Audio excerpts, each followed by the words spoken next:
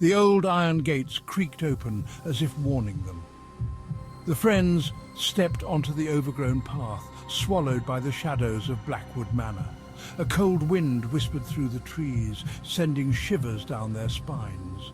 The manor loomed above them, dark and imposing. It feels different here, colder. It's an old house, Em. What do you expect? But even he felt it. A sudden drop in temperature, a prickling sensation on the back of his neck. As they approached the front door, the heavy oak creaked open as if inviting them inside. Inside, the air was thick with dust and the smell of decay. The walls seemed to close in, suffocating them with the weight of years gone by. Every breath they took was a reminder of the mansion's long-forgotten past. Cobwebs clung to every surface, and the only light came from the sliver of moon shining through the grimy windows. The furniture, once grand, now stood as ghostly silhouettes draped in layers of dust and neglect. A sudden noise, like a whisper, echoed from the hallway, making them jump. It was as if the house itself was alive, breathing and watching their every move. Did you hear that? The voice trembled, betraying a mix of fear and curiosity. It's just the wind. Come on, let's check out the place. But even as they spoke, doubt lingered in their eyes, and their steps were hesitant. They moved cautiously into the house, their footsteps echoing in the silence. Each creak of the floorboards seemed to amplify the tension, making their hearts race. Each room they entered was colder than the last, the air heavy with an unseen presence. Shadows danced on the walls, creating eerie shapes that seemed to follow them. The whispers continued, seeming to come from the walls themselves, whispering their names, drawing them deeper into the manor's grasp.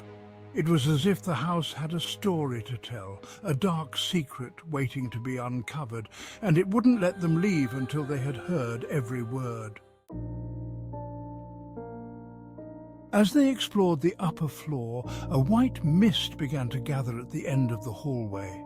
It swirled and coalesced, gradually taking the form of a woman in a flowing white gown.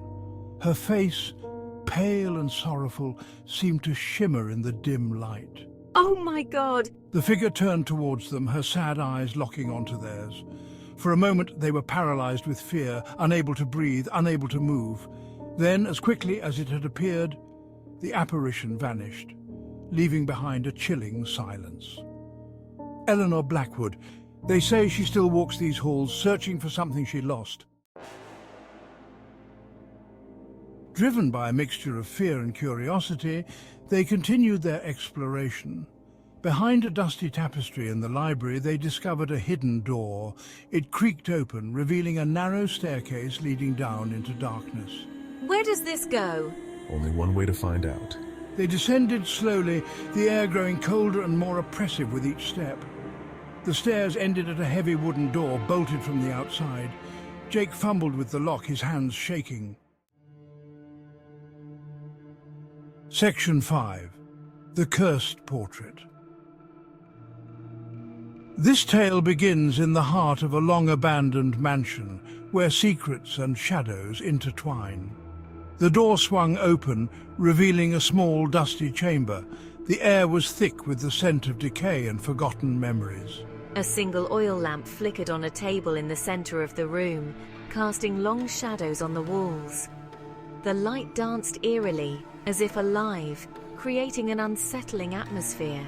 On the far wall hung a large portrait of a man in a dark coat, his eyes seeming to follow their every move. The painting was old, its colors faded, but the eyes were unnervingly vivid. Who is that? The question hung in the air, heavy with curiosity and fear. Mark whispered, his usual skepticism shaken. He had never believed in ghosts or curses, but this place was different. As they stepped closer, the lamp suddenly went out, plunging the room into darkness. The silence was deafening, broken only by the sound of their own breathing. A blood-curdling scream tore through the silence. It echoed off the walls, sending chills down their spines. When they managed to relight the lamp, they found Sarah huddled on the floor, pointing a trembling finger at the portrait. His eyes, they were bleeding. The crimson tears seemed to flow endlessly, staining the canvas and adding to the room's eerie ambience. Section 6. The Diary of Elizabeth Blackwood. This section unveils the mysterious and eerie past of the Blackwood family, a tale hidden for centuries. Underneath a loose floorboard in the hidden chamber, a secret that had been buried for generations was discovered. They found a small wooden box, its surface worn and aged, hinting at the secrets it held within. Inside lay a leather-bound diary, its cover cracked and weathered by time. Its pages were filled with faded ink, the words barely legible, yet they told a story of fear and mystery. It was the diary of Elizabeth Blackwood, a woman whose life was shrouded in secrets and dark rituals. She was the wife of the man in the portrait, a man whose eyes seemed to follow you wherever you went. Elizabeth wrote of strange rituals that were performed in the dead of night, away from prying eyes. She detailed her husband's growing obsession with the occult, an obsession that consumed him entirely, and of her growing fear for their safety as she felt the darkness closing in around them.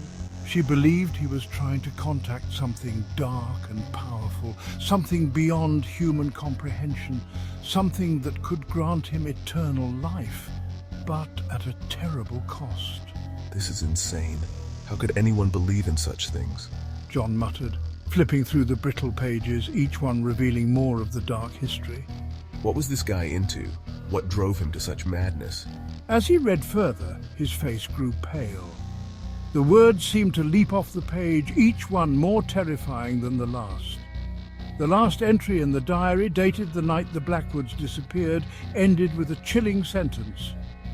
"He's coming." The words echoed in his mind, a haunting reminder of the darkness that once enveloped the Blackwood family. Following clues scattered throughout the diary, they discovered a hidden room behind the fireplace in the manor's main hall. It was a ritual chamber, its walls adorned with strange symbols and diagrams. In the center of the room lay a stone altar, stained with what looked like dried blood. He was trying to open a portal to somewhere else. On the altar, they found a book bound in human skin. The pages were filled with arcane symbols and incantations, describing a ritual to summon an entity of immense power. It was the same ritual described in Elizabeth Blackwood's diary. Panic set in. They had to get out of the house, away from the darkness that seemed to be closing in on them. As they turned to leave, Mark noticed something strange. One of the stone blocks in the wall was loose. Help me with this. He grunted, pushing against the block. Together they managed to move the stone, revealing a narrow passage behind it. The passage led to a small, dusty room, its walls lined with bookshelves. In the center of the room stood a large crystal ball resting on a pedestal of carved bone. As they stepped into the room, the passage behind them slammed shut with a deafening boom. They were trapped. No. Sarah screamed, pounding on the stone. We're locked in! They were caught in a cage of their own making, the air thick with the weight of their fear. The crystal ball pulsed with a faint, eerie light, and the temperature in the room plummeted. Whispers surrounded them, no longer just voices, but growls and snarls, promises of torment and suffering. Mark threw himself against the stone, desperate to escape. We're going to die here. Suddenly, the crystal ball began to glow brighter, bathing the room in an unearthly light. The air crackled with energy.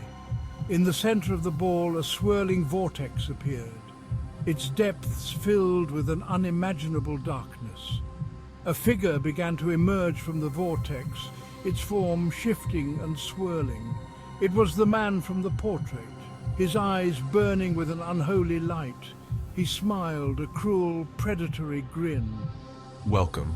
he rasped, his voice echoing with an inhuman resonance. I believe you have something of mine.